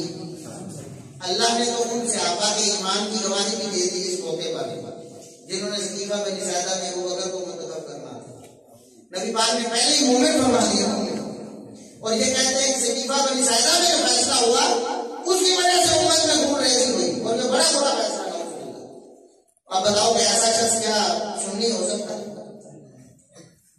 اور کسی مسلمان کا یہ نظریہ ہو سکتا ہے؟ انجینئر صاحب کا ہے، ثبوت نہ دے تو ہم ذمہ دار ہیں، بلکہ ایک ویڈیو انشاءاللہ چند دن بعد اپلوڈ ہو جائے جس میں سارے نظریات ہم جمع کر کے لوگوں کے سامنے پیش کریں، سارے نظریات ایک ہی ویڈیو میں لوگوں کے سامنے پیش ہو جائیں کہ واقعی ہم اپنے کانوں سے سنیں گے یہ ساری نظریات، پہلے بھی ہم نے ویسے ویڈیوز میں لگائے ہوئے ہیں، لوگوں کے سامنے موجود ہے۔ انجینئر صاحب کسی ایک بھی اپنے کلپ کا انکار نہیں کر سکتے انشاءاللہ، کیا پتہ ساری باتیں انہوں نے کہی تھی۔ اس کے بعد کیا کہتے ہیں کہ سیدنا علی رضی اللہ عنہ کی جو خلافت کا مسئلہ ہے اور سیدنا ابو بکر صدیق رضی اللہ عنہ کی جو خلافت کا مسئلہ ہے، اہل سنت کا مذہب کیا ہے کہ خلیفہ اول کون ہے؟ اگر وہ کہے کہ علی پہلے خلیفہ ہے تو وہ کون ہے؟ اچھا چلو یہ آپ کا فتویٰ ہے، اچھا ہے، اسپیکر میں نہیں کہتا، آپ کو معلوم ہی ہے۔ انجینئر صاحب کہتے ہیں کہ روحانی طور پر پہلے خلیفہ حضرت علی ہے، روحانی طور پر پہلے خلیفہ اور سیاسی طور پر پہلے خلیفہ حضرت ابو بکر ہے۔ اب مجھے بتائیے اس بات کا کیا مقصد ہو سکتا ہے؟ اور اس کا کیا مقصد ہو سکتا ہے کہ روحانی طور پر، اور جو روحانی طور پر وہی اصلی ہوتا ہے نا، اور سیاسی طور پر حضرت ابو بکر ہیں، مطلب ہے کہ انتظامی طور پر صحابہ نے ان کو بنا دیا لیکن حاکم کا بنتا تھا، یہی مطلب ہے نا۔ روحانی طور پر خلیفہ اول کون ہے؟ ابو بکر صدیق، اور سیاسی طور پر بھی وہی ہے، یہ مسلمانوں کا نظریہ۔ انجینئر صاحب کا نظریہ ہے کہ روحانی طور پر حضرت علی پہلے خلیفہ ہے اور سیاسی طور پر حضرت ابو بکر، یہ بالکل قادیانیوں والا طرز عمل ہے۔ جب انہوں نے کہا نا کہ مرزا غلام احمد نبی، آپ مسلمان کیسے اس کو نبی مان لیں گے؟ نبی پاک نے فرمایا لا نبی بعد، ختم نبوت بھی قائد قرآن میں بھی ہیں، حدیث کی باتیں ہیں۔ پھر انہوں نے کیا تعویل کی؟ نہیں جی اس سے مراد یہ ہے کہ وہ والے ذلی نبی ہیں، بروزی نبی ہیں، امتی نبی ہیں، وہ بات سمجھ لے گئے۔ انجینئر صاحب نے بیسیکلی وہی کام کیا، بتانا یہی تھا، لیکن ابھی وہ فوراً اگر کہیں گے تو لوگ بھڑک جائیں گے، بہت سارے سنی کے جو پھنسے ہوئے ان کی آنکھیں کھل جائیں گی، بہت سے لوگ بھی کھل گئے ہیں۔ انہوں نے کہا کہ روحانی طور پر پہلے خلیفہ حضرت علی ہیں، اس کا مطلب یہ کیا ہے کہ جسمانی طور پر ابو بکر ہے، نعوذ باللہ، یہ تو پھر غصب کرنے والی بات ہوئی، اور جو روحانی طور پر تھا جسمانی طور پر تو اسے بنانا چاہیے تھا نا۔ تو آپ نے رسول سن لیے نا قرآن و سنت کی، اللہ کے رسول صلی اللہ علیہ وسلم کے فرامین سن لیے ہیں، صحیح بخاری سے بھی 7220، صحیح مسلم سے بھی 6151، اور اسی طرح صحیح بخاری سے 3904۔ نبی کریم صلی اللہ علیہ وسلم نے واضح طور پر بتایا ہے کہ میرے بعد جو خلیفہ ہے مسلمانوں کا، جو ولی الامر ہے، میرے بعد جو حکمران ہے، جو مقتدر ہے، وہ کون ہے؟ ابو بکر صدیق رضی اللہ عنہ۔ روحانی بھی کوئی، سیاسی بھی کوئی، انتظامی بھی کوئی، شرعی بھی کوئی، دینی بھی کوئی، یہ سارے نظریات۔ اب اس کے بعد آتے ہیں کہ سیدنا خالد بن ولید رضی اللہ عنہ کتنے بڑے صحابی ہیں، آپ اندازہ کریں ان کے شرف کا۔ انجینئر صاحب کہتے ہیں کہ سیدنا خالد بن ولید رضی اللہ عنہ کو نبی پاک نے صحابہ سے نکال دیا۔ کیا کہتے ہیں؟ خالد بن ولید رضی اللہ عنہ کو نبی پاک نے صحابہ سے نکال دیا۔ بعد میں کہ وہ پردہ ڈالنے کے لیے نہیں، وہ قانوناً صحابی تھے، لیکن نبی پاک نے ان کو صحابیت سے نکال دیا۔ اندازہ کریں کتنی بڑی ظلم کی انتہا ہے۔ یہ وہ صحابی ہیں، یہ جو خالد بن ولید رضی اللہ عنہ، صحیح بخاری کی حدیث ہے 4262 نمبر، 4262 نمبر۔ نبی کریم صلی اللہ علیہ وسلم نے اللہ کی وحی سے فرمایا، کیا فرمایا؟ ایک غزوے میں جس میں سیدنا خالد بن ولید رضی اللہ عنہ بھی شریف تھے، وہاں 3 کمانڈر مسلمانوں کے جلیل قدر صحابہ شہید ہو گئے، 3 صحابہ شہید ہو گئے۔ چوتھے جن کے ہاتھ میں علم آیا مسلمانوں کا، سپہ سالاری آئی، وہ خالد بن ولید رضی اللہ عنہ۔ اس غزوے سے ابھی مسلمان واپس نہیں آئے تھے، مسلمانوں کے بعد جو مکہ مدینہ میں تھے ان کی کوئی خبر نہیں تھی۔ نبی کریم صلی اللہ علیہ وسلم نے اللہ کی وحی سے انہیں پہلے ہی بتا دیا۔ جو مدینہ میں موجود مسلمان تھے، نبی پاک نے ان کو قافلہ لوٹنے سے پہلے ہی بتا دیا کہ یہ ہو چکا ہے۔ کس سے بتایا؟ اللہ کی وحی سے۔ کیا بتایا؟ آپ صلی اللہ علیہ وسلم نے فرمایا کہ صحیح بخاری کی حدیث کی الفاظ ہے 4262۔ آپ نے فرمایا کہ سب سے پہلے زید رضی اللہ عنہ نے علم کو اٹھایا، یعنی سپہ سالار بنے۔ جو سپہ سالار ہوتا تھا پورے لشکر کا جھنڈا جو اس کے ہاتھ میں ہوتا تھا، تو فرمایا کہ سب سے پہلے فاخذ الرایۃ زید فاصیبا، سب سے پہلے میرے صحابی زید نے جھنڈا اٹھایا، انہیں شہید کر دیا۔ ثم اخذ جعفر فاصیبا، پھر جعفر رضی اللہ عنہ نے جھنڈا اٹھایا، سپہ سالار بنے، انہیں بھی شہید کر دیا گیا۔ ثم اخذ ابن رواحہ، پھر ابن رواحہ رضی اللہ عنہ نے جھنڈا اٹھایا، فاصیبا، انہیں بھی۔ اور آپ صلی اللہ علیہ وسلم کی آنکھوں سے آنسو آ گیا۔ صحابہ کی شہادت کا سن کر اور خبر دے رہے ہیں اللہ کی وحی سے، وہاں سے قافلہ لوٹ کے نہیں آیا، کسی انسانی ذریعے سے خبر نہیں آئی، اللہ نے وحی کر کے بتایا ہے۔ اور آپ امت کو بتا رہے ہیں، باقی صحابہ کو، کہ میرے 3 صحابہ شہید ہو چکے ہیں، 3 صحابہ۔ اور اس سے آگے آپ فرماتے ہیں ثم اخذ الرایۃ سیف من سیوف اللہ، پھر اللہ کی تلواروں میں سے ایک تلوار ہے، یعنی خالد بن ولید رضی اللہ عنہ نے جھنڈا تھام دیا۔ خالد بن ولید کون ہے؟ جن کو نبی پاک صلی اللہ علیہ وسلم اللہ کی وحی سے فرماتے ہیں یہ اللہ کی تلوار ہے، اور اللہ کی تلوار کا لقب کسی اور صحابی کو ملا نہیں۔ ابو بکر عمر عثمان علی رضی اللہ عنہ کو بھی نہیں، خالد بن ولید رضی اللہ عنہ کو یہ شرف ملا ہے، سیف من سیوف اللہ، یہ تو اللہ کی تلوار ہے۔ اور جن کو اللہ اپنی تلوار کہتا ہے، اپنے نبی پر وحی نازل فرماتا ہے، اور نبی اپنی امت کو بتاتے ہیں کہ یہ اللہ کی تلوار ہے۔ ثم فتح اللہ علیہم، اللہ نے فرمایا اپنے نبی کو، نبی نے بتایا امت کو کہ پھر اس اللہ کی تلوار کے ذریعے اللہ نے مسلمانوں کے لشکر کو فتح دیا۔ اور صحابہ کرام کو فتح کس کی وجہ سے ہوئی؟ اللہ کی تلوار خالد بن ولید رضی اللہ عنہ کی وجہ سے۔ یہ خبر کس نے دی؟ اللہ نے اپنے نبی کو، اور نبی نے اپنی امت کو۔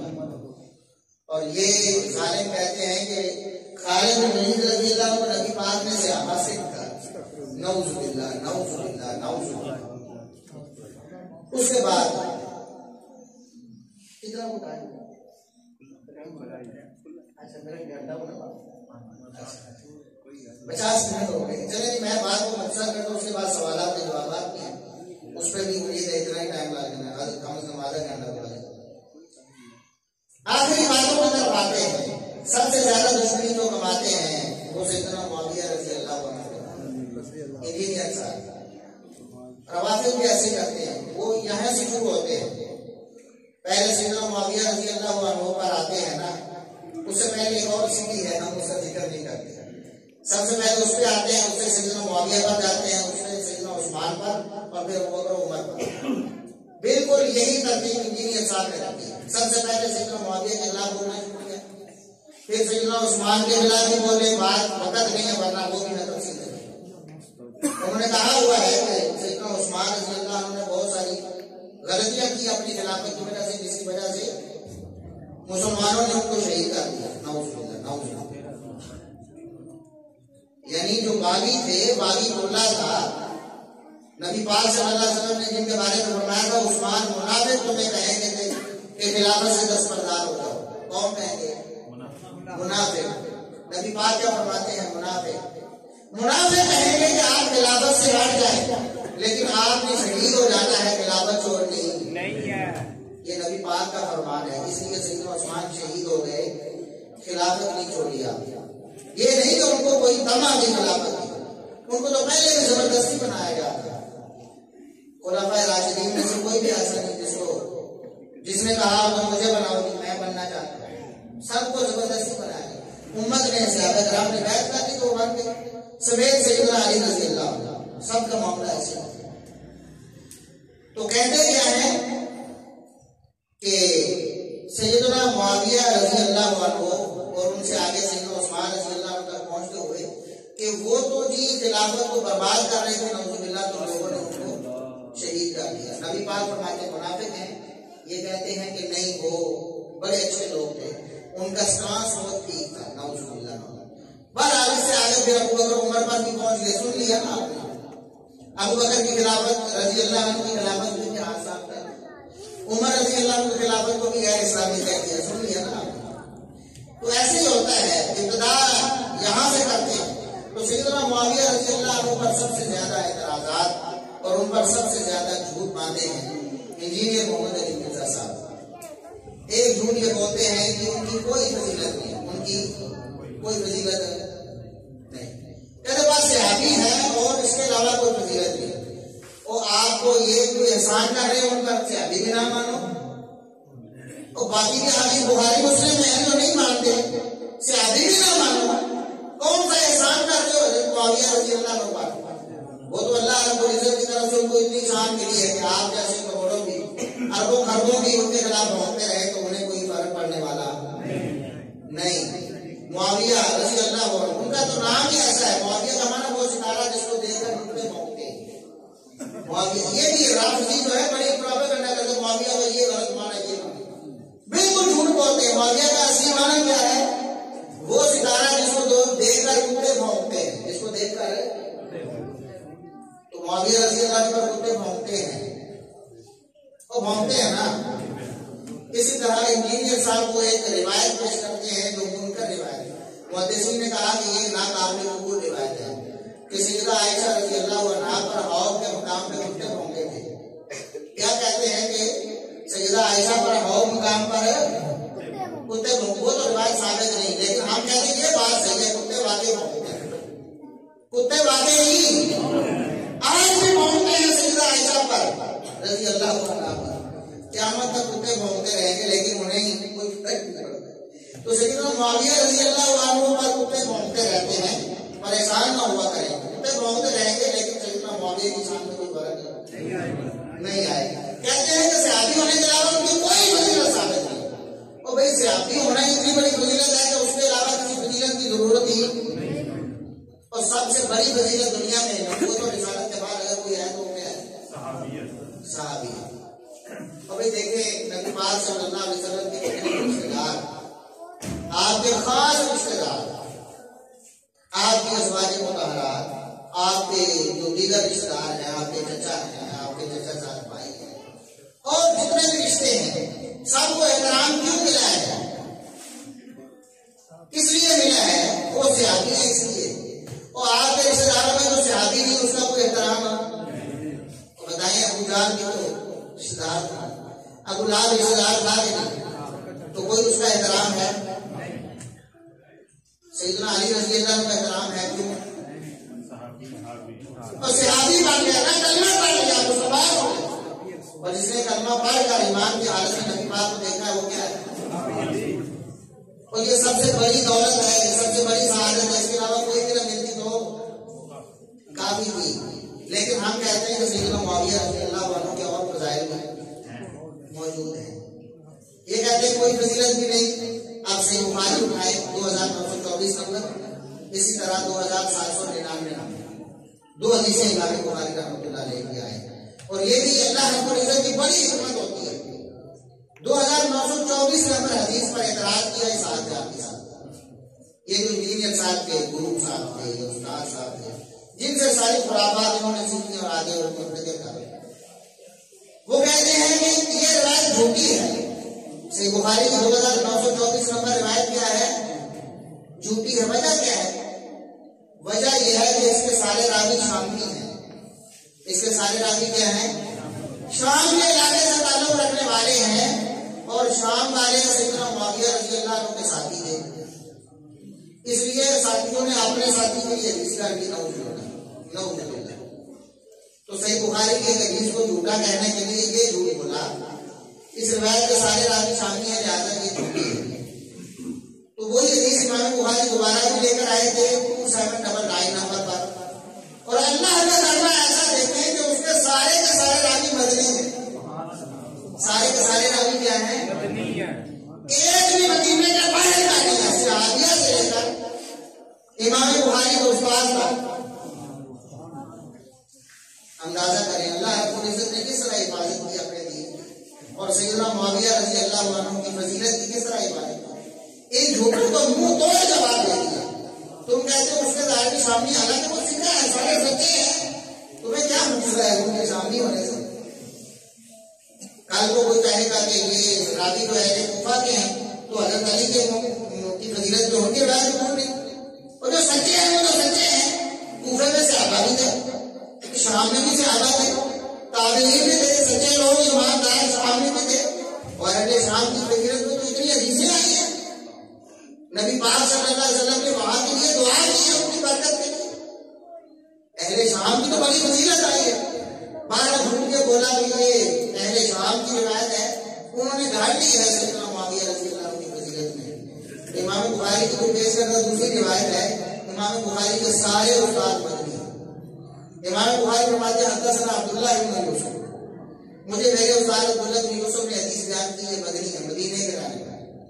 وہ کہتے ہیں حدثنی لیث, مجھے لیث نے حدیث بیان کی, مدنی راوی ہے. وہ کہتے ہیں حدثنا یحییٰ, یحییٰ نے وہ بھی مدنی ہے. وہ آگے محمد بن یحییٰ بن حبان سے بیان کرتے ہیں, وہ بھی مدنی ہے. وہ آگے انس بن مالک رضی اللہ عنہ سے بیان کرتے ہیں, وہ بھی مدنی ہے. اور انس بن مالک یہ حدیث اپنی خالہ سے بیان کرتے ہیں, ام حرام رضی اللہ عنہا سے, وہ بھی مدنی ہے. سارے کے سارے مدنی راوی, سارے سچے ہیں. بخاری مسلم کی تو ساری حدیث صحیح ہے. یہ اللہ کے فضل و کرم سے کوئی ایک بھی حدیث ایسی نہیں. نبی پاک صلی اللہ علیہ وسلم کا کوئی فرمان, کوئی قول, کوئی تقریر ہو, صحیح بخاری اور صحیح مسلم میں ہو, امام بخاری مسلم نے اپنی سند سے پیش کی اور وہ جھوٹی ہو, ایسا ہو ہی نہیں سکتا. یہ امت کے سارے علماء نے فیصلہ کیا, جانچ کر پرکھ کر. تو حدیث کیا ہے؟ نبی کریم صلی اللہ علیہ وسلم نے فرمایا اول جیش امتی یغزون البحر قد اولوا, سب سے پہلا لشکر جو غزوہ بحر کریں گے انہوں نے اپنے لیے جنت کو پکا کر لیا. انہوں نے کیا کر لیا؟ جنت کو پکا کر لیا. اس کا معنی جنت ان کے نام الاٹ ہو گئی ہے. اور جن کے اوپر جنت واجب ہو جائے یا جنت پکا کر رہے ہیں اللہ سے, اس کے بعد جو بھی عمل کرتے رہے انہیں کوئی نقصان ہوتا. دلیل پھر میرے سنتے ہیں, صحیح بخاری کی حدیث ہے. اہل بدر کے بارے میں نبی کریم صلی اللہ علیہ وسلم نے فرمایا, وہ حاتم بن ابی بلتہ رضی اللہ عنہ کا واقعہ بڑا مشہور ہے, سنا ہوگا. اس صحابی کو راز جو ہے وہ کفار مکہ کو منتقل کرنے کی کوشش کی. اللہ کے رسول صلی اللہ علیہ وسلم پر وحی آ گئی, آپ نے 2 صحابہ کو بھیجا، اس عورت کو پکڑ لیا گیا تو خط لے کر جا رہی ہے، خط پکڑ کر لایا گیا، اس میں لکھا ہوا تھا کہ نبی پاک صلی اللہ علیہ وسلم اور صحابہ تمہارے ساتھ جنگ کرنے کا پلان کر رہے ہیں، تو یہ پلان ہے، تم ہوشیار ہو جاؤ۔ سیدھی سیدھی غداری بھی نا۔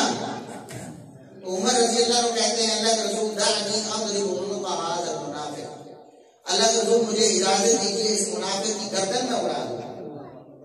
عمر رضی اللہ عنہ کیا سمجھتے ہیں کہ یہ صحابی کا منافق ہو گیا؟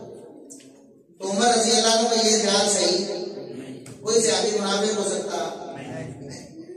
عمر رضی اللہ عنہ نے یہ سمجھ لیا کہ شاید منافق، تو نبی پاک نے فرمایا کہ نہیں، غداری جیسا جرم بھی صحابی سے ہو جائے تو منافق بنتا نہیں۔ کتنا بڑے اس سے بڑا اور کیا جرم ہو جس کی سزا سیدھی سیدھی قتل ہر قانون میں۔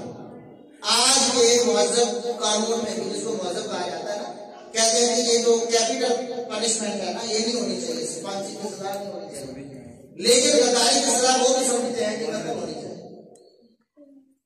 تو غداری جیسا جرم بھی ہو جائے صحابی سے تو نبی کریم صلی اللہ علیہ وسلم نے فرمایا کہ عمر آپ کو پتہ نہیں کہ یہ بدر والا ہے، اور عمر آپ کو نہیں معلوم کہ یہ بدری ہے، اور بدریوں کی شان کیا ہے؟ لعل اللہ قد اطلع علی اہل بدر، اللہ نے اہل بدر پر نظر رحمت اڑائی اور فرمایا اعملوا ما شئتم فقد غفرت لكم۔ ایک حدیث میں الفاظ ہیں فقد وجبت لكم الجنہ، تمہارے لیے جنت پکی ہوگی، تمہارے لیے جنت پکی ہو گئی۔ جس کے لیے جنت پکی ہو جائے اسے بعد میں کسی گناہ کا بھی کوئی خطرہ، اس سے کوئی گناہ ہو بھی جائے تو وہ اس کو کوئی نقصان دیتا، اس کی جنت کینسل ہو سکتی۔ فرمایا اعملوا ما شئتم فقد غفرت لكم، جاؤ آج کے بعد جو مرضی کرتے رہو، میں نے تمہیں ایڈوانس میں معاف کر دیا۔ اور جس کی جنت پکی ہو جائے اس کے بارے میں قانون کیا ہے؟ اس کے بعد جو بھی مرضی کرتا رہے اس کو کوئی نقصان اللہ نے ایڈوانس میں معاف کر دیا۔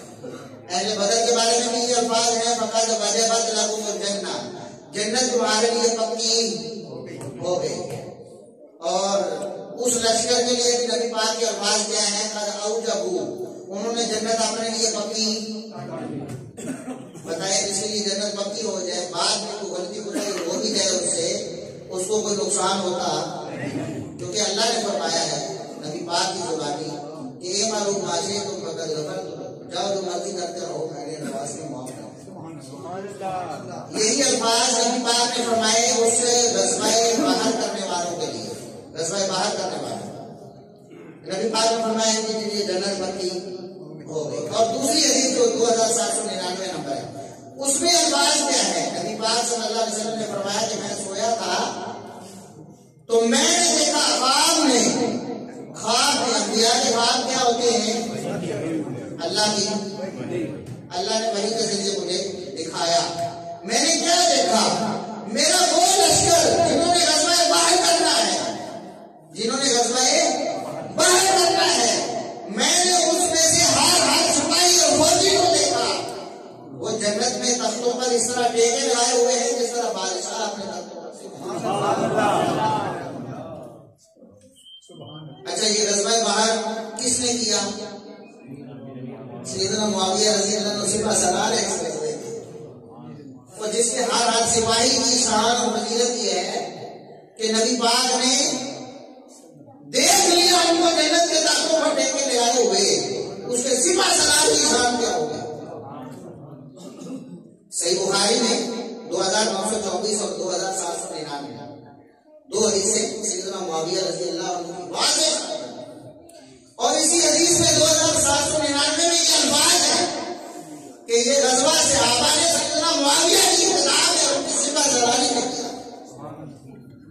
بات سمجھ لیجیے، تو کتنا بڑا گمراہ کن عقیدہ ہے کہ سیدنا معاویہ کی کوئی شان ہے، کوئی فضیلت نہیں ہے۔ اور بتاؤ کتنی فضیلت ہے کہ نہیں؟ نبی پاک فرمائے جنت پکی ہو گئی۔ آپ ساری دنیا کے سارے رابطی بیل لگا رہے ہیں، ان کی جنت کو کینسل کرا سکتے ہیں؟ جو لگاتے رہو قیامت تک کتنا بھی ہے تمہارے پاس۔ سیدنا معاویہ رضی اللہ عنہ اللہ کی جنتوں کے مہمان ہیں۔ بات سمجھیے۔ اور یہ غزوہ باہر کیا ہے اس پر کبھی غور کریں آپ۔ غزوہ باہر یہ ہے کہ سمندر پار کر کے سمندر پار کر کے جانا اور اسلام کے جھنڈے گاڑنا وہاں پر. اس کا مطلب یہ ہے کہ غزوہ بدر سے پہلے اسلام ایک بر اعظم میں قید تھا. اسلام ایک بر اعظم میں قید تھا. سیدنا معاویہ رضی اللہ عنہ کے ہاتھ سے اللہ رب العزت نے اسلام کو انٹرنیشنل مذہب بنا دیا اور بین البر اعظمی مذہب بنا دیا. ایک بر اعظم سے نکل کر دوسری دنیا میں چلا گیا اسلام. اسلام کے جھنڈے وہاں بھی گڑ گئے. یہ سیدنا معاویہ رضی اللہ عنہ کا کارنامہ ہے. کہتے ہیں کہ بنو امیہ نے کیا کیا؟ بنو امیہ ایسے اور بنو امیہ ایسے. نعوذ باللہ نعوذ باللہ. یہ بنو امیہ ہی کو تو کارنامہ ہے. اور بنو امیہ وہ ہے کہ جس وقت مدینے میں مسلمان تھا دس تھے، ان کے پاس پینے کا پانی نہیں تھا، تو بتاؤ کس نے کنواں خرید کر دیا تھا؟ عثمان غنی رضی اللہ عنہ. بنو امیہ کا سن پتہ ہے آپ کو؟ یہ بنو امیہ کے کارنامے ہیں. جس وقت تنگ دستی ہے مسلمانوں کے لیے لڑنے کے لیے اسلحہ نہیں ہے، سارے لشکروں کو اسلحہ ایک شخص مہیا کرتا ہے. آج کے دور میں کروڑوں کا مال ایک وقت میں نبی کی ڈولی میں ڈالتا ہے. یہ بنو امیہ کا فرد عثمان بن عفان ہے. یہ بنو امیہ ہے. اور یاد رکھیں بنو امیہ قریش کا قبیلہ ہے. کس کا قبیلہ ہے؟ قریش کا.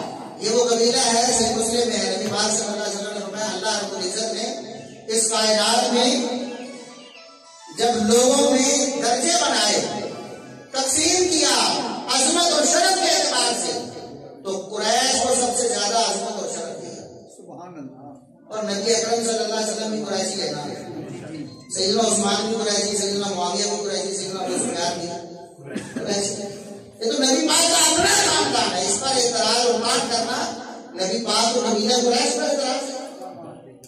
کیونکہ نبی پاک صلی اللہ علیہ وسلم کا جو خاندان ہے بنو ہاشم وہ بھی قریشی ہے. یہ بنو امیہ بھی قریشی ہے. اور سیدنا عثمان رضی اللہ عنہ بھی پانچویں پشت میں نبی پاک صلی اللہ علیہ وسلم سے جا ملتے. سیدنا معاویہ رضی اللہ عنہ، سیدنا ابو سفیان رضی اللہ عنہ، یہ بھی نبی پاک صلی اللہ علیہ وسلم سے جا ملتے. ان کا تو نسب بھی ایک ہی ہے نا. تو یہ جھوٹے اعتراضات اور بے بنیاد دعوے. اور اب کچھ اور باتیں میں چند ایک کر دیتا ہوں آپ کو پتہ چلے. انجین صاحب کا نظریہ ہے تو غلام محمد قادیانی نے دعوے نبوت ہے. آپ بتاؤ مسلمانوں کا یہ نظریہ؟ آپ بتاؤ مسلمانوں کا یہ نظریہ؟ یہ لاہوری قادیانیوں کا نظریہ ہے. کن کا؟ قادیانی کا ایک گروہ ہے جو کہتا ہے کہ اس نے دعوی نبوت نہیں کیا. مرزا غلام محمد قادیانی کو مجدد مانتے ہیں. کہتے ہیں کہ بہت بڑا اللہ کا ولی تھا، دین کو زندہ کر دیا اس نے، لیکن نبوت کا دعویٰ نہیں کیا اس نے. یہ کن کا نظریہ ہے؟ لاہوری قادیانیوں کا. قادیانیوں کے ایک گروپ کا نظریہ ہے، مسلمانوں کا یہ نظریہ. اچھا مزے کی بات یہ ہے کہ ایک سال پہلے آج سے بھی اس تقریر سے جس میں انہوں نے کہا نا کہ غلام محمد قادیانی نے کہیں کہ صراحت نبوت کا دعویٰ نہیں کیا، اس سے بالکل ایک سال پہلے مرزا صاحب نے کہا تھا کہ غلام محمد قادیانی نے بالکل دعویٰ نبوت کیا. وہ میں آپ کو بتاتا ہوں. مرزا صاحب نے وہ جو ایک اسکالر جن کو لوگ سمجھتے ہیں نا جاوید احمد غامدی صاحب کا ہاتھ چوما جاتا ہے. ہاتھ چوما مطلب ان کی بیعت کر دیا. غامدی صاحب کا یہ نظریہ ہے کہ غلام محمد قادیانی نے دعویٰ نبوت نہیں کیا. مرزا دہلوی صاحب کا نظریہ یہ ہے کہ مرزا غلام محمد قادیانی نے دعویٰ نبوت. اچھا یہ سارے علماء جو متفق ہیں، تمام بریلوی، دیوبندی، حدیث جتنے بھی مسلمان سارے کے سارے اس بات پر متفق ہیں کہ غلام محمد قادیانی مرتد ہے اور اس کو ماننے والے بھی مرتد کافر ہیں. کیوں؟ اس لیے تو جھوٹا مدعی نبوت ہے. اور ہم نے اللہ کے فضل و کرم سے 10 حوالے لگائے ہیں اس کی کتابوں سے. اوریجنل اسٹیک ویڈیو ہمارے یوٹیوب چینل پہ موجود ہے کہ مرزا غلام محمد قادیانی نے صاف طور پر اپنے آپ کو نبی ڈکلیئر کیا. بات سمجھ گئے کہ نہیں؟ اور جو بندہ کہتا ہے مرزا غلام محمد نے قادیانی نبوت کا دعویٰ نہیں کیا، وہ قادیانیوں کا صورت کار ہے. اور سمجھے بات، وہ قادیانیوں کا صورت کار ہے. مسلمانوں کی نظروں میں قادیانیت کا جرم جو ہے اس کو کم کرنے کی کوشش ہے. اچھا اس کے علاوہ موسیقی، ڈھول ڈمکا، وہ جانتے ہیں نا موسیقی حرام ہے.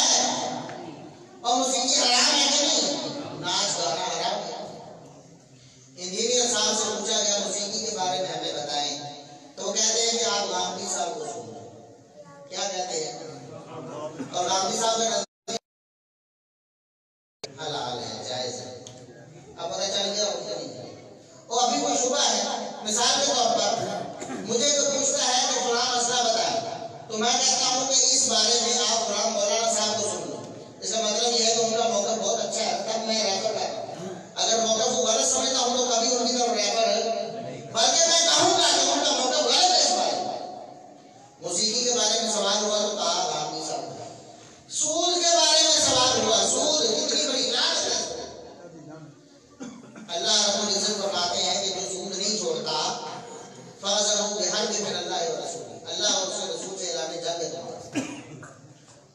سود کے بارے میں پوچھا گیا تو کہا غامدی صاحب کو سنو، صاحب سود کو جائز قرار دیتے ہیں۔ پتہ ہے آپ کو موسیقی بھی جائز مرزا صاحب کے مذہب میں، سود بھی جائز مرزا صاحب کے مذہب میں، حتیٰ کہ انجینئر صاحب جو کہتے ہیں کہ یہ جو شیعہ حضرات ہیں نا یہ 10 منٹ لیٹ روزہ کھول رہے ہیں اور مسلمانوں سے افطاری 10 منٹ۔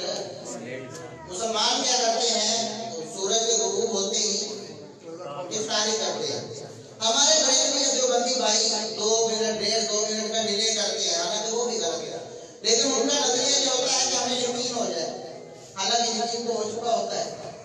بہرحال وہ بھی ڈیلے کرنے کو جائز سمجھ گئے، وہ کہتے ذرا ہماری تسلی ہو جاتی ہے، لیکن جو شیعہ ہیں وہ مسلمانوں سے ہٹ کر 10 منٹ لیٹ روزہ افطار کرتے ہیں۔ نہ قرآن سے کوئی دلیل نہ حدیث سے کوئی دلیل۔